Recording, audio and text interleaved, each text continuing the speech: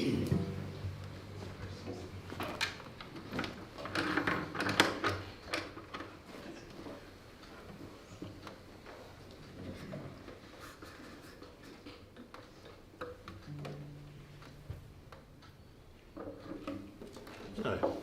we go. Okay, Ashki?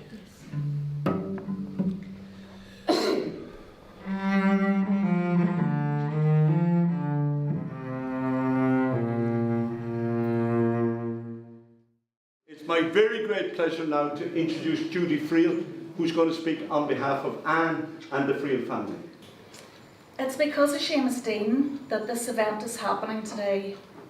Brian and I first met Seamus and Marion when they were hitchhiking in Donegal in the 1960s.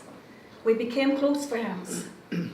After Brian died, I wanted to find a good home for most of his books. I turned to Seamus for advice, and as ever, he responded after thinking it over. He recommended Notre Dame's O'Connell House under the directorship of Kevin Whelan. Eventually, Seamus and I met Kevin in O'Connell House over tea and scones, and Kevin accepted the offer.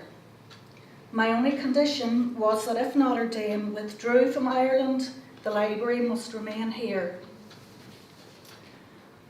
Kevin also knew from Seamus Dean that Brian was very fond of clocks, and he asked me to donate one to accompany the books, which I did. Now I think this was a wonderful idea.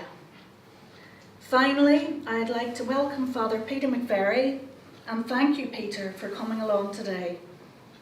I suggested Notre Dame might make a contribution to your invaluable work with the homeless, and I'm really delighted they've done so.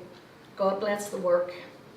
Once again, thank you all so much for coming along, and enjoy the evening.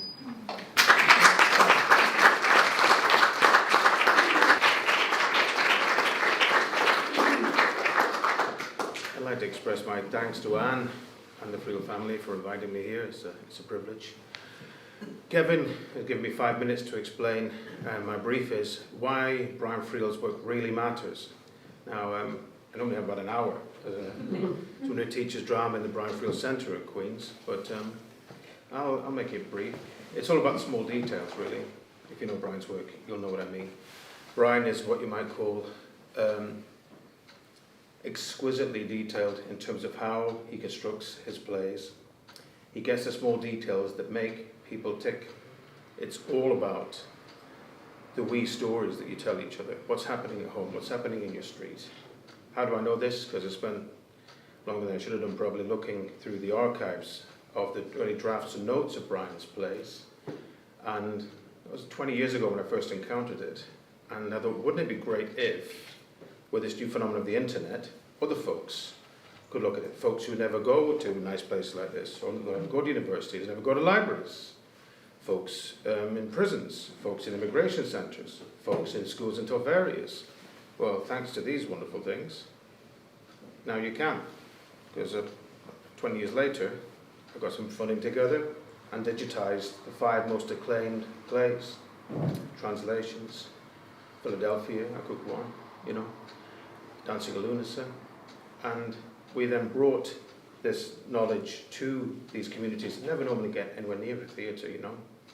And it was transformative.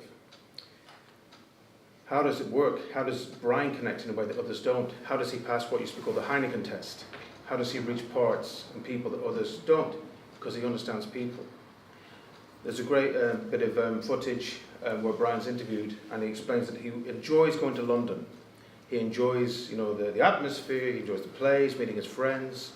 But after a couple of weeks, he just wants to get back home to the Donegal borderlands. So he can talk to his friends. He can talk to people. He loves the chat. He loves the banter.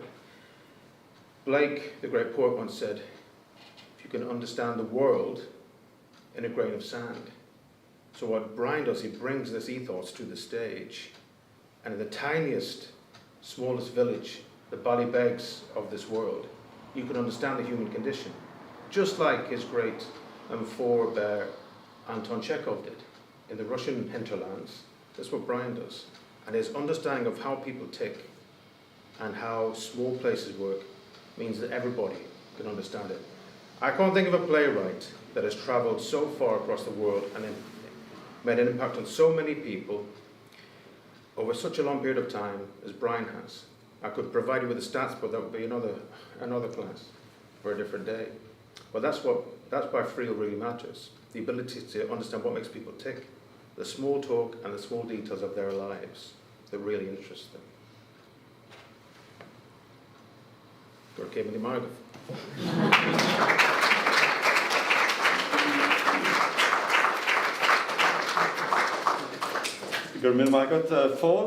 Thank you very much, Paul, and admirable brevity, which is not a quality that I'm associated with. Don't laugh that loud, Stephen.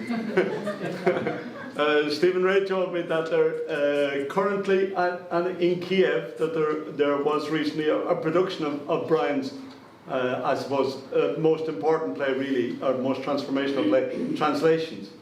You're saying that's an example, because in Kiev now there's a big discussion, in the same way as us, what do you do when you have a big powerful neighbour, and how do you stop yourself being swallowed whole? And one of those areas comes around language. So Brian's play Translation works perfectly well in Kiev. It's not an amazing thing. It's like what Paul said there, that the ability of Brian Friel's plays to travel the world and to speak to multiple cultures is astonishing. And Brian was there ahead of everybody else, right? Really. If you think of a great early play like Philadelphia, Here I Come, I mean, the genius of splitting the gar who stays in the gar, you know, the public gar and the interior gar, you know, now we understand all that. But when Brian did that, like, it was truly extraordinary. And he was a theatre man to his fingertips. So it's a great pleasure for all of us here tonight, you know, in the theatre community, not that I'm one of them, but I am an ardent theatre goer. But we have so many distinguished actors here. I was talking to Brid Ni Neachtain earlier, and she said how lucky she was to work with a dramatist of the quality of Brian Friel.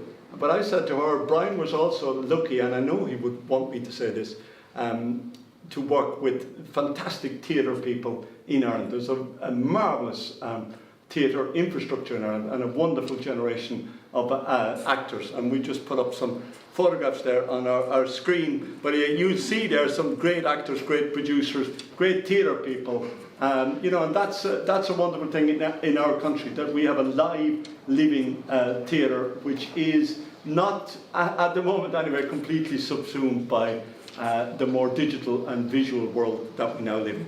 We're going to finish up now by asking or inviting Neil Martin, long-time collaborator here in, collaborator is maybe not the right word in this context, long-time helper and friend of our work here. So Neil, who is another Belfast man, is going to be joined on stage, as it were, by the one, only, unique and irreplaceable Maighread Ni Dhomhnaill. Maighread, it seems ridiculous to introduce her, but anybody who's interested in traditional Irish music will know Skara Brae, will know Tea with the Maggies, will know her collaborations with her wonderful sister Trina and her brother, will know that this is, I was going to say the Queen, but we live in a republic. You know, they have living national treasures. If there was living national treasures in Ireland, Maighread Ni Dhomhnaill is it, and the greatest singer in the Irish language that exists on the planet Earth and Mars and anywhere else Elon wants to take us to. So Brian Friel was, in my opinion, the dramatist who most used music as a way of expressing emotion.